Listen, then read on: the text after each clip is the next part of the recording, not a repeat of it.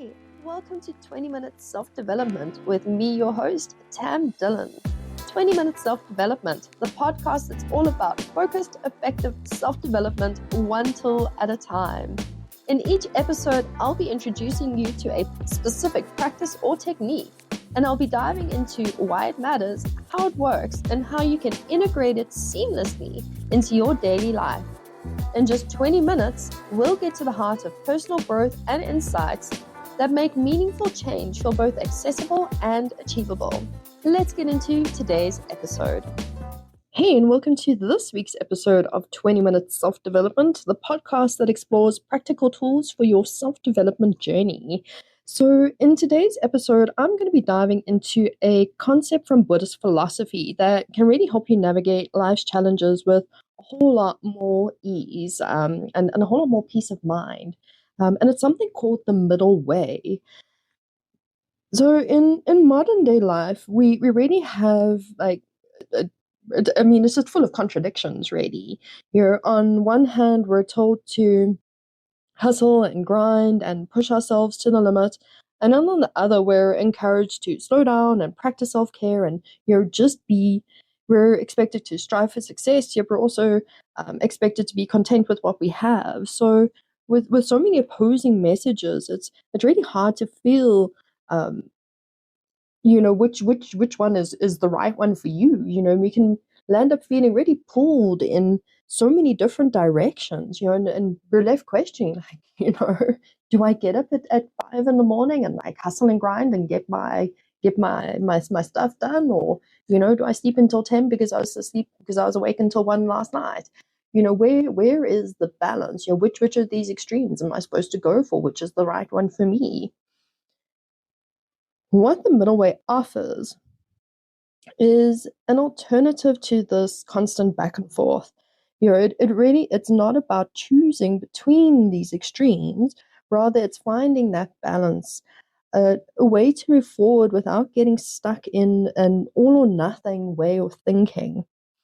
So in today's episode, I'm going to be exploring how the middle way applies to different areas of your life, how you can integrate it into your personal self-development journey, and also what is the middle way. Let's unpack the middle way a little bit more. So the middle way comes from the teachings of Buddha, who spent years seeking enlightenment through extreme approaches. As a prince, the Buddha lived in luxury, indulging in every pleasure. Whatever he wanted, he had. Like he really had access to whatever he could possibly dream of.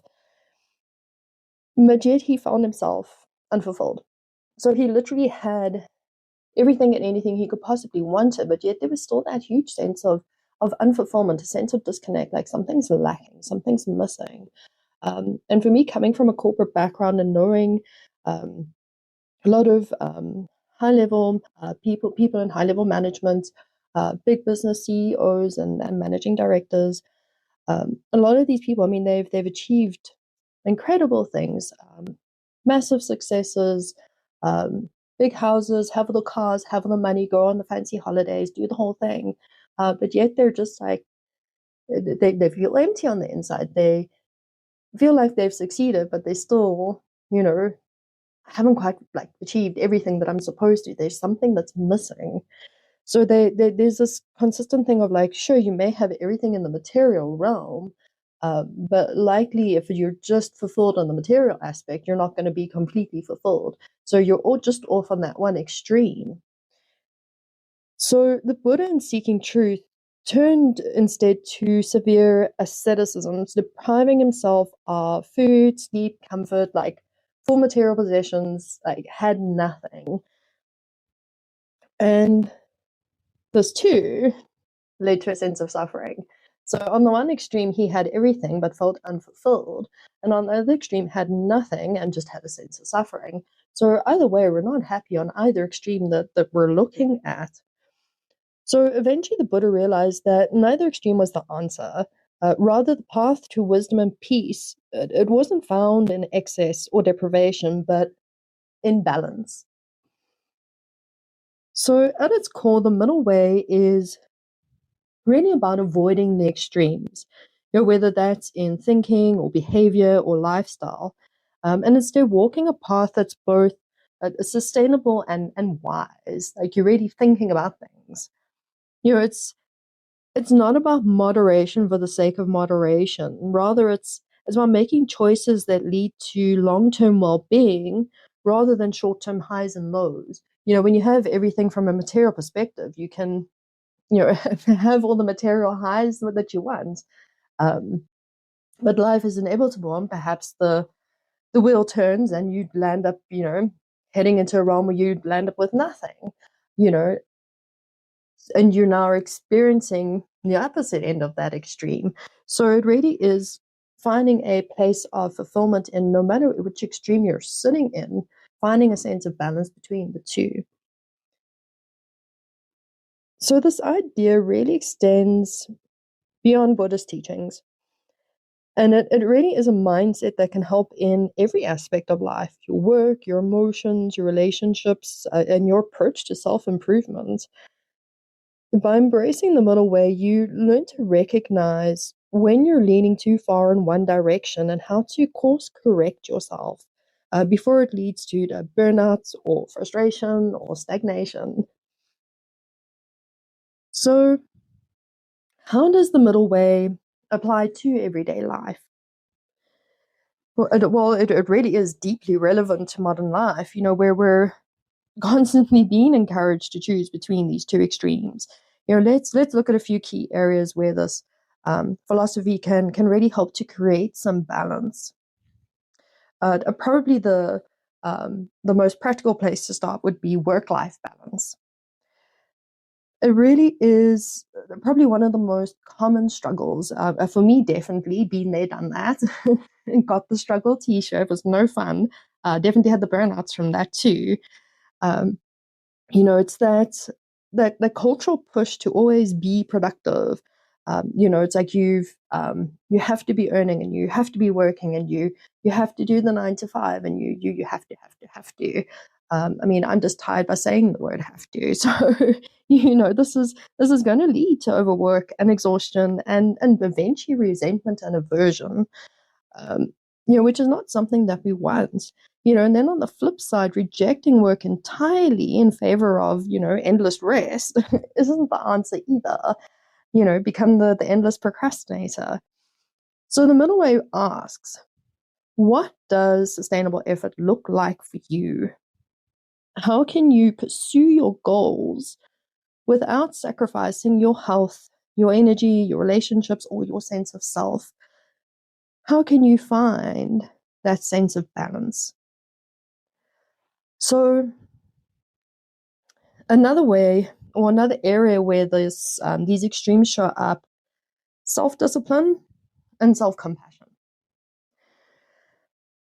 Many people have this belief that success requires relentless discipline.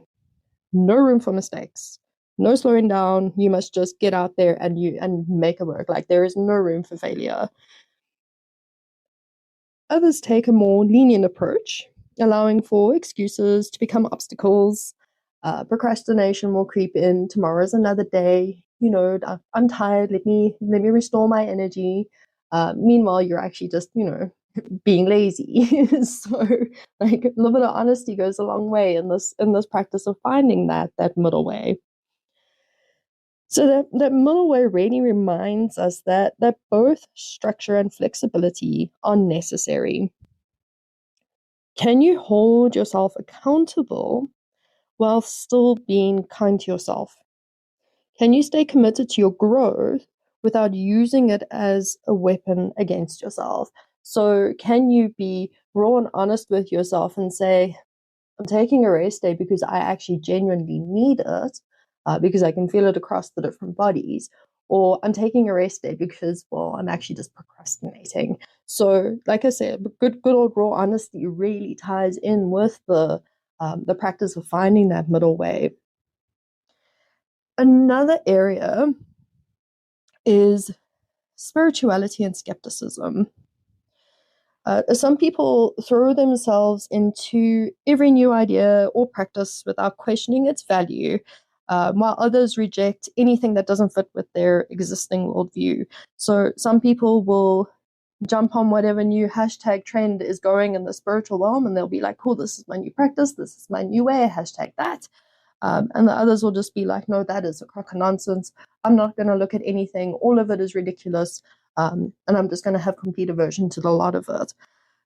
So what we have is the middle way coming in to encourage both openness and discernment, engaging with new ideas while maintaining critical thinking. And here with critical thinking, then we need to have balance as well. It's all very well with critical thinking, a question everything. But at some point, it's all very well to question. At some point, you need to stop questioning and actually start to find some answers. Otherwise, you'll just be stuck in a perpetual cycle of questioning.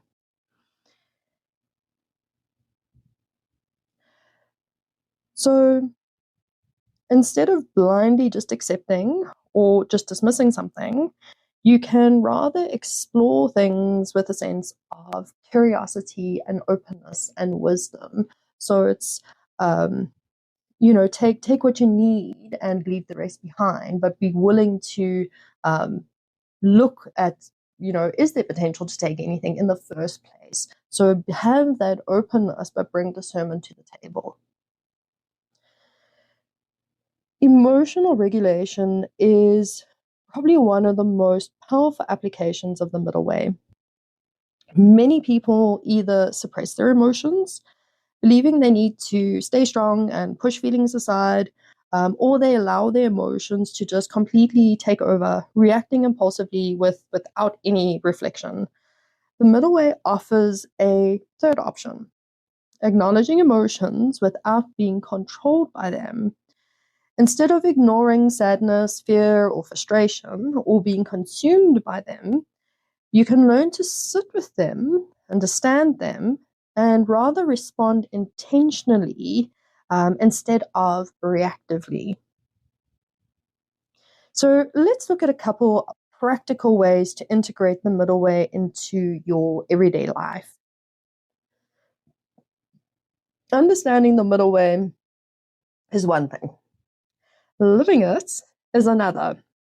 So let's look at the practical ways that we can actually live the middle way, because it's all very well to have the theory, but let's dive into the practical.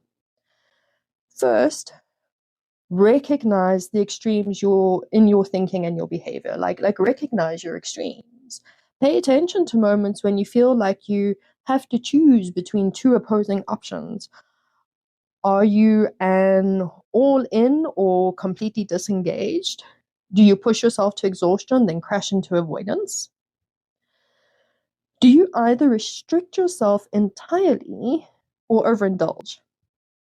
Noticing these patterns really is the first step toward balance. Like noting, like where are your extremes? Are you too much or too little? And where are you too much and too little? Secondly, ask yourself, what is enough? What does enough look like to you? Now, instead of swinging between overcommitting and withdrawing, overworking and procrastinating, overindulging and depriving, pause and reflect. What amount of effort, work, rest, or pleasure actually feels sustainable for you? I'll say that again. What amount of effort, work, rest, or pleasure actually feels sustainable for you? Sustainable being the operative word here, because sustainability is where balance is where we're going to find the balance. What is enough in this moment? Most important, what is enough in this moment? And do you have enough in this moment? And what more or less are you needing in this moment? Because in the present moment is really where we are consistently living, right? So finding middle ground allows you to move forward without burning out, without getting angry, without getting upset, without feeling frustrated. Thirdly, use mindfulness as a balancing tool. Mindfulness really is a phenomenal tool. It really is going to help you notice when you're being pulled too far into one direction. It helps to create space between impulse and action, and it really gives you the chance to choose a balanced response. A simple mindfulness practice, whether it's pausing before reacting, I highly encourage that practice, taking a couple of deep breaths when you're feeling overwhelmed, or just checking in with yourself throughout the day. It really can make a big difference. Checking with yourself throughout the day. When you're sitting down to eat a meal, pay attention. Are you overindulging, or are you eating to where you are feeling, satisfyingly full? Or are you just like, oh, one more bite? Or do you feel a need to eat the entire plate? Whether you're extremely full or not, you've just got to get it all down because that's what you've been told to do. So you're bringing mindfulness practices into everyday awareness, like, am I sleeping too much? Am I sleeping too little? Am I working too much? Am I working too little? Am I eating too much? Am I eating too little? And having mindful awareness in those simple everyday areas. The fourth thing, embrace sustainable improvement.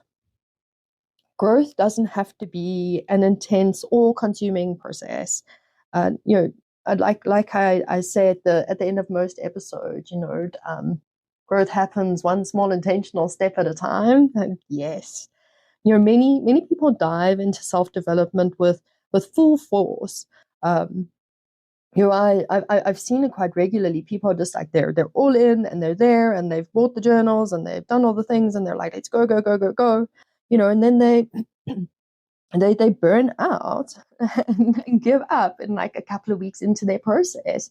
Before they're even getting to like the meat and bones of their process, they're just like, sure, okay, I'm done, I'm out. I have no more capacity for this, because they've gone like, full, balls to the walls, let's go for this. So in all honesty, real transformation happens through consistency, not intensity. Yes, we will have intense spiritual awakenings. We will have intense experiences within our transformations, but that's not just the be all and end all, the only transformation you're ever going to have, or the only spiritual awakening you're ever going to have just because it was intense. It's one of a series of them. So you've got to remember that there's this consistency there. So instead of pressuring yourself to change everything at once or get everything done at once, focus on steady, intentional progress instead. So why does balance lead to a more peaceful life? I feel like I'm asking a pretty obvious question here, but nevertheless, let's look at this because it's actually helpful to understand this. The middle way isn't about compromise. It's about wisdom. It's about knowing when to push forward, when to pause, when to let go, when to hold on. It's about recognizing that balance isn't a place you arrive at. It's a way of moving through life. Living in balance doesn't mean avoiding challenges or hardships either. It means facing them with clarity instead of extremes. So, life throws the challenges and the hardships, and instead of, going to the extreme of freaking out or going to the extreme of like, this is not there and I'm going to pretend it doesn't exist, you're looking at it and you're facing it with, clarity, common sense, one simple step at a time. It really means making decisions from a place of awareness rather than reactivity. It means creating a life that is both meaningful and sustainable, where growth happens naturally rather than through force. When you embrace the middle way, life feels way less like a battle between opposing forces, and feels far more like a steady flowing journey. Like there's rhythm, there's flow, there's consistency. You stop wasting energy swinging between extremes, and you start moving forward with rather with intention and with ease and with stability. You also learn to trust yourself, to trust yourself to navigate uncertainty and challenges without the panic, without the anxiety, without going to the extreme of like, freaking out and everything's, going wrong and crashing down. And you create a sense of peace that isn't dependent on external circumstances. So regardless of what extremes are going on the outside of you, you don't have extremes going on the inside. So the work of finding the middle way is actually an internal process for you to find balance in a world that is filled with extremes. So here's your challenge for the week ahead. I want you to notice one area where you tend to swing between extremes. Maybe it's how you approach work. Maybe it's your self-care, your personal goals, maybe your emotional reactions. See if you can bring more balance into that area. Instead of choosing between two extremes, ask yourself, what is the middle way here? And what is going to feel more sustainable and a more wise way of approaching this? If you found today's episode helpful, make sure to subscribe so you don't miss next week's episode. And if you're looking for deeper guidance on self-development, you can always explore my coaching at tamdillon.com. Thanks for listening, and I will see you next week. And remember, growth happens one small, intentional step at a time.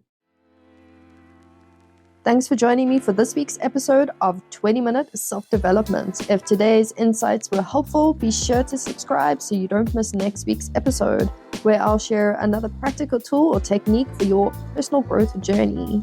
If you're looking for more personalized support, my self-development coaching offers a space to explore these tools at a deeper level and tailors them to your unique needs.